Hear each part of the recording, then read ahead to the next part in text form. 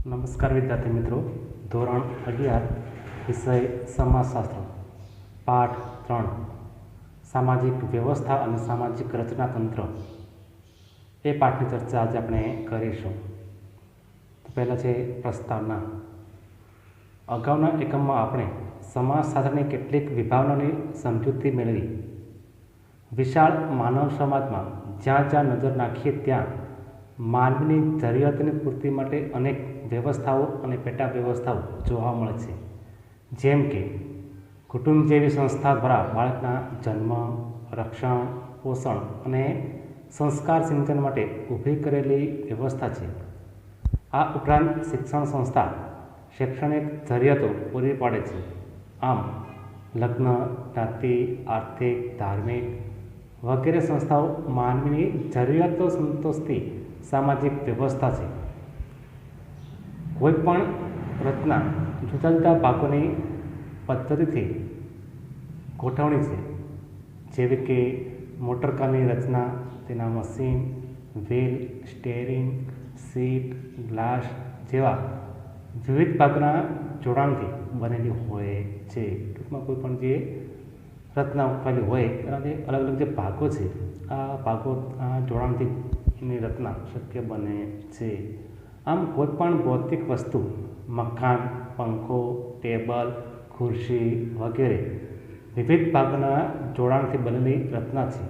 તેવી જ રીતે શાળા, આચાર્ય, શિક્ષકો, વિદ્યાર્થીઓ, ક્લાર્ક, પટાવાળા વગેરે સામાજિક સ્થાનના જોડાણથી રચાય છે.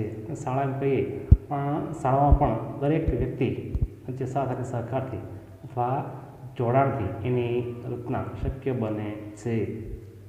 કુટુંબ પણ પતિ પત્ની, માતા પિતા, ભાઈ બહેન વગેરે વચ્ચેના સામાજિક સ્થાનોના જોડાણથી બનેલી સામાજિક રચના છે.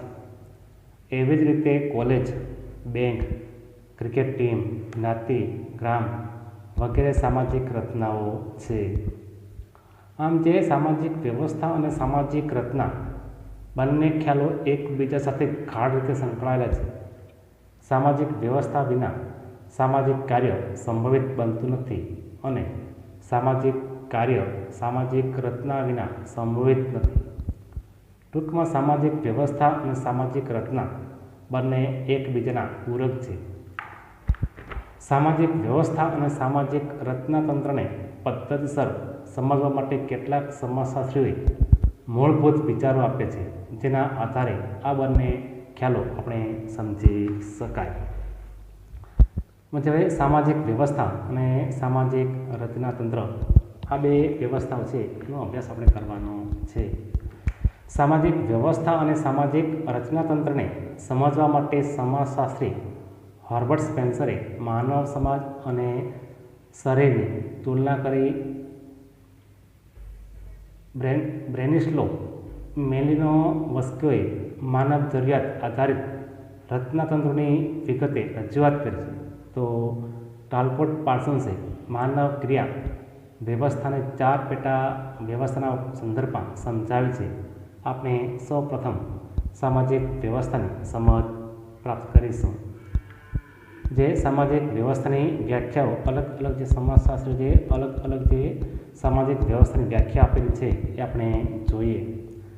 જેમ એક માનવ સમાજના જુદા જુદા ભાગો પરસ્પર કાર્યાત્મક સંબંધથી જોડાઈને એક વ્યવસ્થા બને છે, તેમ સામાજિક વ્યવસ્થા પણ કાર્યાત્મક સંબંધથી જોડાયેલા 2 કે તેથી વધુ એકમોની બનેલી વ્યવસ્થા હોય છે.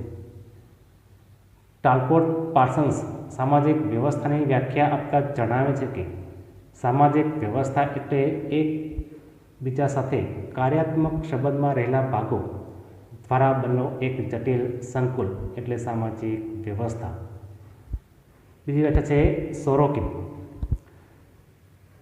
સોરોકિન સામાજિક વ્યવસ્થાની વ્યાખ્યા આપતા જણાવે છે કે સામાજિક વ્યવસ્થા એક સંગઠિત જૂથ છે કે જે તેના સભ્યના હકો, ફરજો, સામાજિક સ્થાનો, કાર્યો, ભૂમિકાઓ તેમજ પરસ્પરના વર્તન તથા જૂથ બહારના વિશાળ સમાજના સભ્યો સાથેના વર્તન સ્થાપિત કરતા સામાજિક ધોરણો સંકુલ ધરાવે છે. ટૂંકમાં કહી શકાય કે સામાજિક સ્થાન કે દરજ્જામાં રહીને ભૂમિકા ભજવતી વ્યક્તિઓને આંતરક્રિયાની સામાજિક વ્યવસ્થા કહેવામાં આવે છે.